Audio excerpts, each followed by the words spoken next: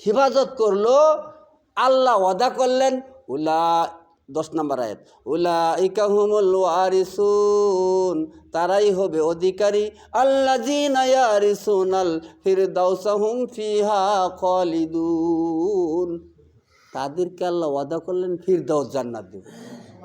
কোন সূরার আয়াত পড়লাম এটা ভাই?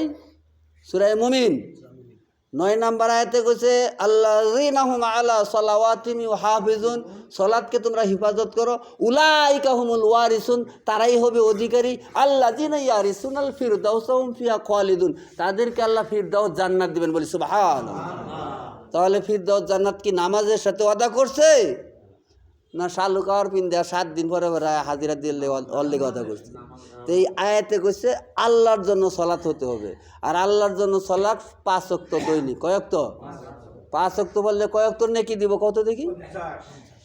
মাশাআল্লাহ। মান জাআ বিল হাসানাতি ফালাহু আশরু আমসালিহা, বনি আদম সন্তানের নেকির কাজ 1-এ 10 গুণ বৃদ্ধি করা হয়।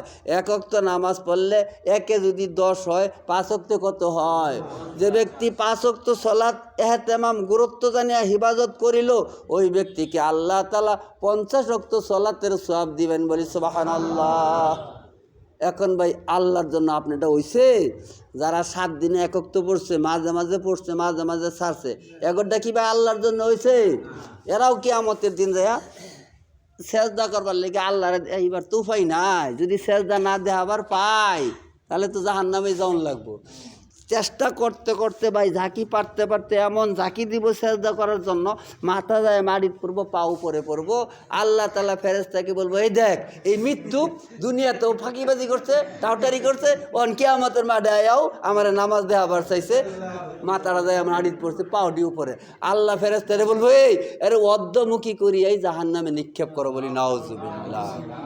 তখন কি আপনি আর বলতে পারবেন আপনার সাক্ষী তুমি আপনিই দিলেন? ইয়াউমাইজিন তুহাদ্দিসু আকবারাহা, জমিন আপনার বিপক্ষে সাক্ষী দিব, আপনার হাত আর পাও বিপক্ষে সাক্ষী দিব।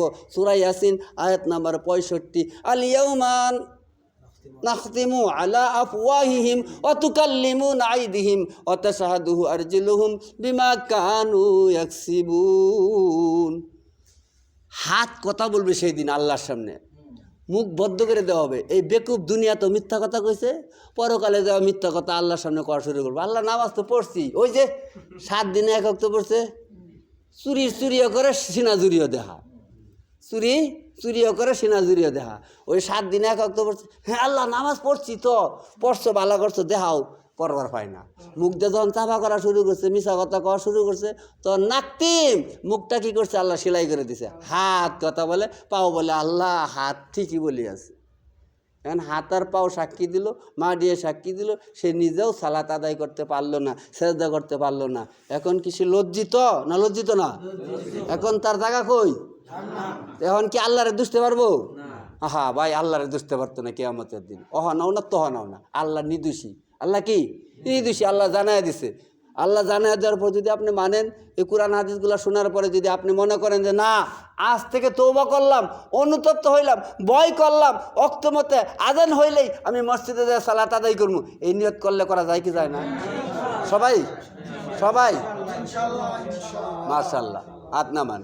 যদি আপনার মতো আপনারে বুঝাইতেছি, আপনার মন বুঝে না, মন কত কথাই আপনার মন বোঝানোর জন্য আল্লাহ রাসূল বলছে আল ইমানু ওয়ালা ইয়ানকুসু, ইমানটা কসু পাতার পানির মতো। ইমান কোরআন হাদিস শুনলে ইমান বাড়ে, হই হই রই রই ঝুমুর ঝুমুর দেখলে ইমান কমে। যারা বেশি বেশি গান বাজনা শুনে তাদের ইমান থাকে না, তাদের ইমান জায়গা। আর যারা বেশি বেশি কোরআন হাদিসের মাজলিসে থাকে তাদের ইমান বাড়তে থাকে। তাহলে আপনারা বেশি থেকে বেশি মাজলিসে সময় লাগাবেন, কোরআন হাদিসের মাজলিসে সময় লাগাবেন, লাগাইলে আপনারা কি করবেন? ইমান আপনাদের বৃদ্ধি হবে, নামাজ পড়তে মজা পাবেন। ভাই খাবার যদি মজা হয় তাহলে খাইতে মন চায়, খাবার যদি মজা না হয় তাহলে কি খাইতে মন চায়? চায় না। তদ্রূপ নামাজ পড়ার যে আইটেম, সূরা কেরাত, মাসলা মাসাইল, এগুলো যদি আপনার জানা থাকে তাহলে আল্লাহু আকবার নামাজ পড়তে মজা পাইবেন। আর যদি এটি জানা না থাকে আপনার গুলি